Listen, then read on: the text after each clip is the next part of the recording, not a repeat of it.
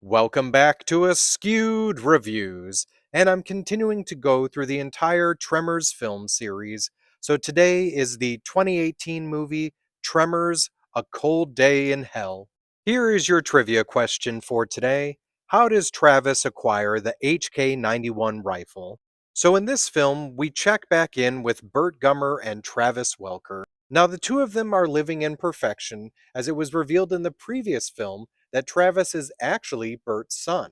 This was from a relationship that Bert had previous to his marriage, and when that woman ended up giving birth, she just never told Bert about it. Most of the time, Travis is actually traveling off to different places doing his own thing, and Bert is now in charge of Chang's Market. Now, the two of them end up getting a phone call from some scientists that are in the Canadian Arctic.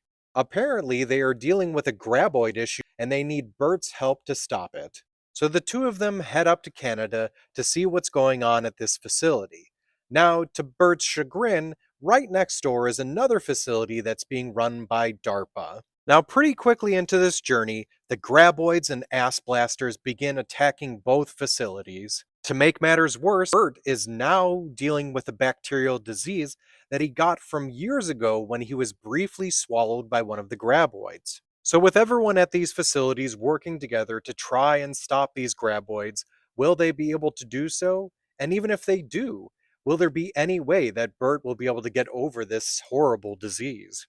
So, just like the fifth Tremors installment, this sixth one was also directed by Don Michael Paul. This is the first time in the Tremors series that Bert isn't wearing his classic Atlanta Hawks baseball hat. Instead, he wears a Cubs hat because Michael Gross suggested it as he's actually from Chicago. Also, he felt there was no particular reason why Bert had to wear the Hawks hat. Jamie Lee Money is playing one of the new characters in the series, named Valerie McKee, who ends up being the daughter of Val and Rhonda from the first film. So in these last three Tremors films, they managed to always try and put in one additional character that was really badass.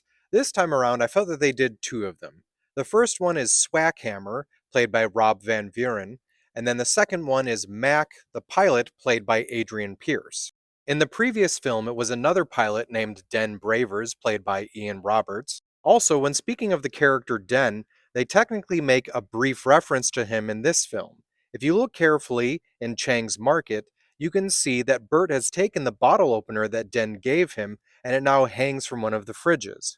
Here's something interesting I noticed or at least thought about when it came to the creatures in this film. Both the graboids and ass blasters look exactly like the ones that appeared in the previous fifth film. Now, there could be an argument made that these creatures should look exactly like the ones from the previous first films, only because both those movies and this one do technically take place in North America.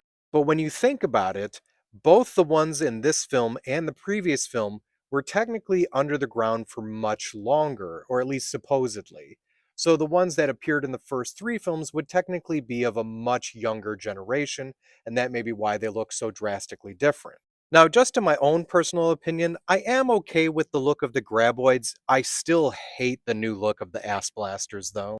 Now, in this film, this is the first time we get to see graboids in a completely different climate, and the first time we see them do an attack underwater. Another first for the series is us finding out that apparently graboids carry a bacteria that can be deadly for humans. When watching this film, there was a small part of me that was wondering if they would go the really odd route of having Bert somehow become a half human, half graboid hybrid because of it.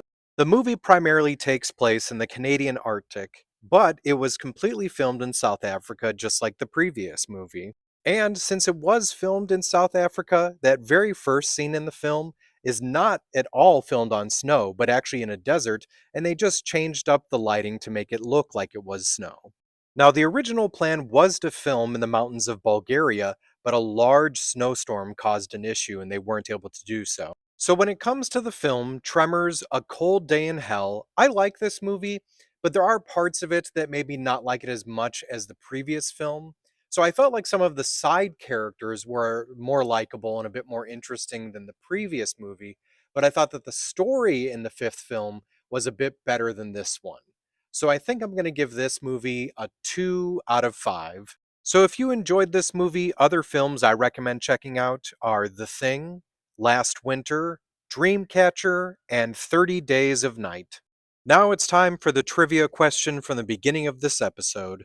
How does Travis acquire the HK-91 rifle? So at one point in the movie, Travis is wielding the HK-91 rifle. Bert quickly recognizes the weapon and asks Travis where he got it from. Travis tells Bert that he actually reached out to his ex-wife Heather, and Heather was more than willing to give it over to Travis. In case you don't remember, in the second Tremors film, Bert mentions that Heather took the HK-91 in the separation. I hope you enjoyed this episode of Askewed Reviews, and if there's a movie you'd like to see get a review, just mention it in the comments.